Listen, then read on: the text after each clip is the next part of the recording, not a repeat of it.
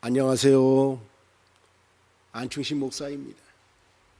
요즘 매주 한 편 방송을 목표로 열심히 원고를 준비하고 촬영하고 편집과 수정하여 방송에 올리고 있습니다. 2년에 걸쳐 약 100여 편을 방송하려고 하는데 힘이 나도록 보시고 좋으시면 구독과 좋아요를 눌러주세요. 오늘 이 시간에는 제3편 드라마틱한 성경에 대해 넷으로 나누어 말씀을 드리겠습니다. 첫째는 실제는 힘이 있다입니다. 요즘 잘 만들어진 영화나 텔레비전 드라마는 보는 이로 하여금 공감과 감동 그리고 재미를 선사합니다. 제가 감명 깊게 본 텔레비전 드라마가 있습니다. 지금부터 10년 전 2011년 12월 22일 24부작으로 막을 내린 뿌리 깊은 나무라는 드라마입니다. 높은 시청률과 함께 한글의 과학적 원리와 우수성을 전달하며 한국인이라는 자긍심을 불러일으키는 동시에 잊고 있었던 한글을 새삼 돌이켜 생각하는 계기를 만들어 주었던 드라마입니다.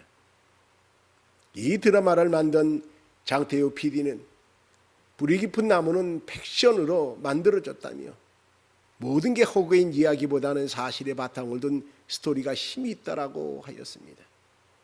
이 드라마가 높은 시청률을 기록하며 세간의 관심을 가졌던 이유 중에 하나는 팩트, 곧 사실의 바탕을 두었기 때문이며 재미있게 보았던 이유 중에 하나도 팩트 때문일 것입니다.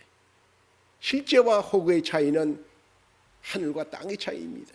실제는 힘이 있습니다.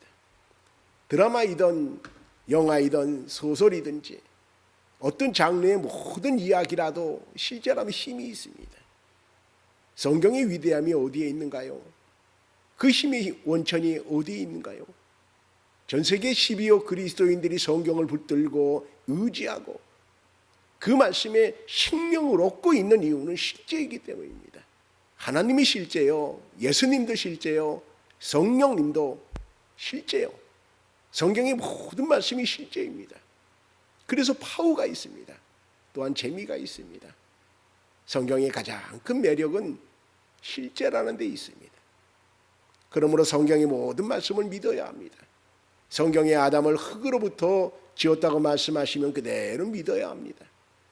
성경에 말씀하시는 노아의 홍수 사건, 홍해 사건, 광야 40년 동안 이스라엘 백성들에게 내려주신 만나 사건, 예수님께서 물 위를 걸으신 사건, 오병이의 사건, 소경을 고치시고 안진뱅이를 일으키시고 죽은 나사로를 살리시고 십자가에서 죽으시고 3일 만에 부활하시고 승천하신 사건 등등, 성경의 모든 말씀은 하나님께서 살아계셔서 실제 일으켰던 사건들로서 성도는 그대로 의심 없이 믿어야 합니다.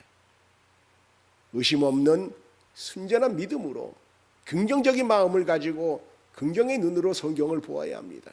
그 이유는 긍정의 눈은 보기 전에 이미 믿음을 갖고 있어서 믿고 성경을 보기 때문에 성경이 보이고 열어지고 믿음으로 더 큰 믿음이 되게 하여 더 큰 하나님의 세계를 보게 됩니다.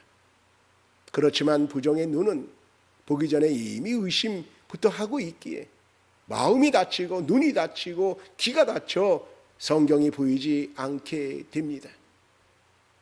성경은 허구가 아닌 실제로, 허구를 믿는 것은 어리석지만 실제를 안 믿는 것은 미련한 것입니다. 성경은 실제입니다. 그렇기에 재미있습니다. 팩션으로 꾸며진 드라마도 사실을 바탕으로 만들었기에 재밌다고 하는데 성경은 100% 실제니 얼마나 재미있겠습니까? 둘째는 성경은 드라마틱합니다.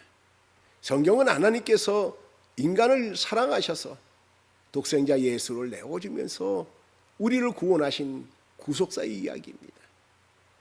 이처럼 세상에 슬프고 가슴 아프면서 감동적이고 기쁘고 즐거운 이야기가 있을까요? 이 세상에는 없습니다. 이처럼 드라마틱한 이야기가 있을까요? 이 세상에는 없습니다. 이처럼 진하고 헌신적으로 자신의 온몸을 던져 자신보다 못한 사람들을 위해 생명을 내어주면서까지 사랑한 이야기가 있을까요? 이 세상이 높습니다. 또한 이 세상에 예수 그리스도의 십자가 그리고 부활만큼 반전이 있는 이야기가 있을까요? 없습니다. 성경의 이야기처럼 드라마틱한 이야기는 이 세상에 없습니다. 그러기에 성경은 재미있습니다. 아무리 재미있는 영화나 드라마보다 10배, 100배 그 이상 재미있습니다. 그것이 성경입니다. 그런데 아무리 재미있는 드라마라도 3회 보고 7회 보고 2회 보고 5회 보고 10회 보고 이렇게 회를 뒤죽박죽해서 본다면 재미없습니다. 그렇게 보면 전체의 스토리도 제대로 모르고 어떻게 전개되어 가는지도 모르니 재미가 없는 것은 당연합니다.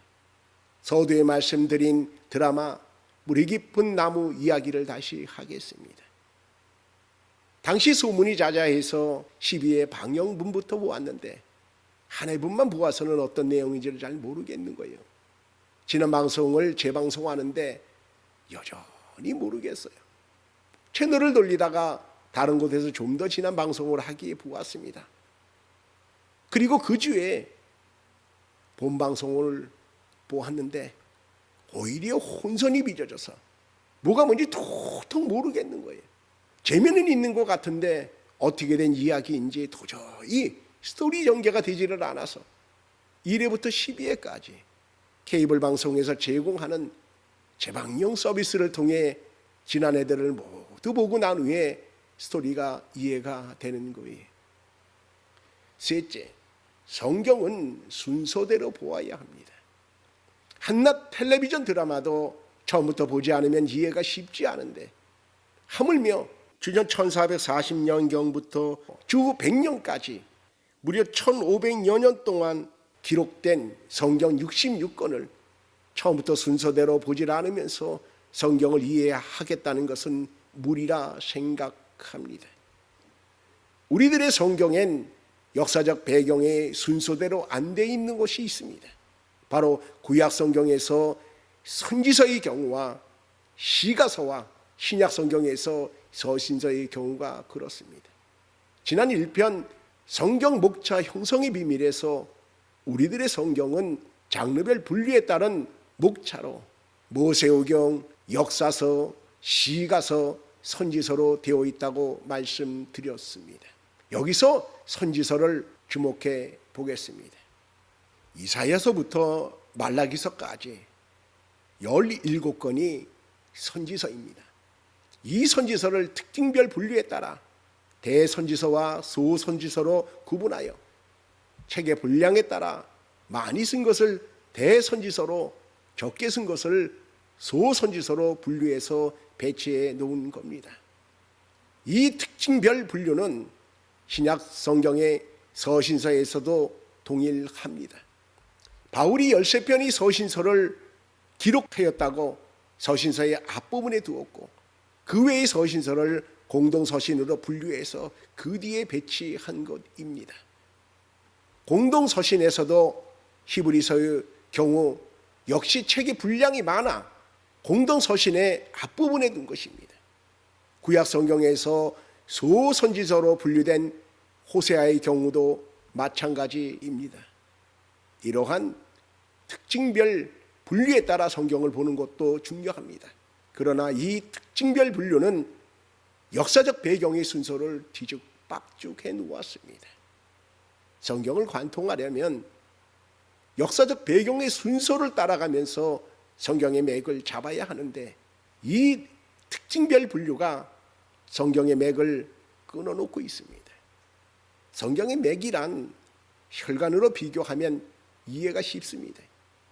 막힌 혈관을 꼬여있는 혈관을 풀어주는 것과 같은 것으로 성경에서 막힌 것을 꼬여있는 것을 그걸 풀어서 창세기부터 요한계시록까지 뻥 뚫어주는 것입니다. 마치 서울에서 부산까지 고속도로로 막히지 않고 자동차가 달리는 것과 같은 것이죠. 그러면 특징별 분류를 어떻게 풀어야 하는가? 이것을 푸는 방법은 의외로 쉽습니다. 역사적 배경에 의한 순서 위에 구약 성경의 선지서와 신약 성경의 서신서를 올려놓으면 됩니다. 그리하면 성경은 열립니다. 재미있게 성경이 보여지기 시작합니다. 한낱 드라마도 뒤바뀐 순서로 보면 이해도 안 되고 재미도 없는데, 성경도 뒤바뀐 순서로 보면 이해가 잘 안 되고 어렵고 재미가 없는 것은 당연한 것입니다. 넷째, 성경에는 중복된 말씀이 없습니다. 재미있는 드라마는 보는 순간에 재미로 끝나는 것이 아니라 우리의 기억 속에 계속 남아서 생각나게 합니다. 드라마뿐 아니라 영화, 연극, 소설도 그렇고 모든 인생사에서 일어나는 재미있었던 일이나 사건들은 우리들의 장기 기억 구조 내에 저장되어 오랫도록 생각나게 합니다. 드라마가 공부보다 쉽고 기억이 잘 되는 이유는 재미와 함께 전개된 스토리가 기억을 돕기 때문입니다. 그러나 아무리 재미가 있어도 회차를 뒤죽박죽해서 드라마를 본다면 쉽게 기억나지 않습니다. 그것은 혼돈이 기억나는 것을 방해하기 때문입니다. 많은 분들이 성경을 읽으면서 이 말씀이 여기에도 있고 저기에도 있는 것 같아 혼돈이 된다고 합니다마는 사실은 성경엔 중복되는 말씀이 없습니다. 하나님은 질서의 하나님이십니다. 땅이 혼돈하고 공허하며 흑암이 깊음 위에 있고 하나님의 신은 수면에 운행하시니라. 하나님이 가라사대 빛이 있으라 하심에 빛이 있었고, 창세기 1장 1절 2절 말씀입니다. 천지를 창조하실 때에 혼돈한 것들을 질서 가운데 창조하신 분이 하나님이십니다. 혼돈한 것을 질서 있게 하시는 하나님께서 성경을 혼돈하게 하실 리가 없습니다. 그렇습니다. 성경엔 질서가 있습니다. 초등학교 시절 어머니께서 손뜨개 질러 스웨터를 짰던 옷을 몇 해가 지난 후에 다른 옷으로 만들기 위해 실을 풀 때에 어머니를 도와드린 적이 있습니다.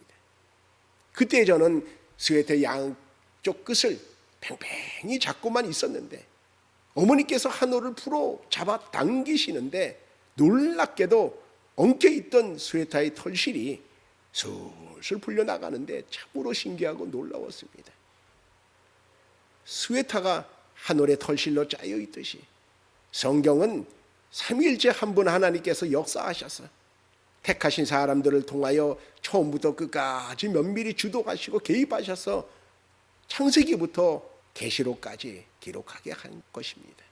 창세기로부터 시작되는 성경의 여정은 질서정연하며 계시록까지의 과정은 성경 각권이 쓰여질 당시에 역사 곧 시대적 배경을 거스르거나 앞서지 않고 충실하게 기록되어 있습니다.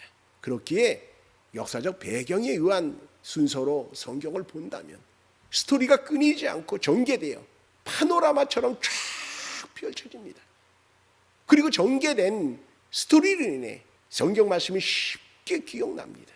스웨터의 한 올을 풀어당기면 털실이 술술 풀리는 것 같이 역사적 배경을 따라 성경을 보면 성경 말씀이 술술 풀리게 되어 있습니다. 또한 이전에는 외우려고 해도 잘 안 외워지던 성경 말씀인데 역사적 배경 위에서 성경 말씀을 보면 이해가 되고 깨달아집니다. 그리고 놀라운 것은 이 말씀이 66권 성경에 어디에 나오는 말씀인지, 저 말씀은 어느 성경의 말씀인지, 이 말씀이 저 말씀 같고 저 말씀이 이 말씀 같았던 아리송했던 말씀이 구분이 되어 쉽게 알게 됩니다. 놀랍지 않은가요? 경험해보고 싶지 않은가요? 성경을 관통하고 싶지 않은가요? 결코 어렵지 않습니다. 저와 함께 성경 관통 여행을 떠나요. 성경 말씀이 열어지는 놀라운 체험을 하게 될 것입니다. 앞으로 100여 편을 준비하여 방송에 내보낼 것입니다. 기대하셔도 좋습니다.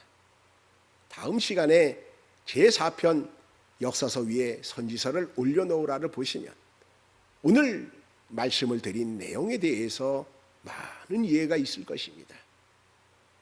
그럼 다음 시간에 뵙겠습니다. 감사합니다.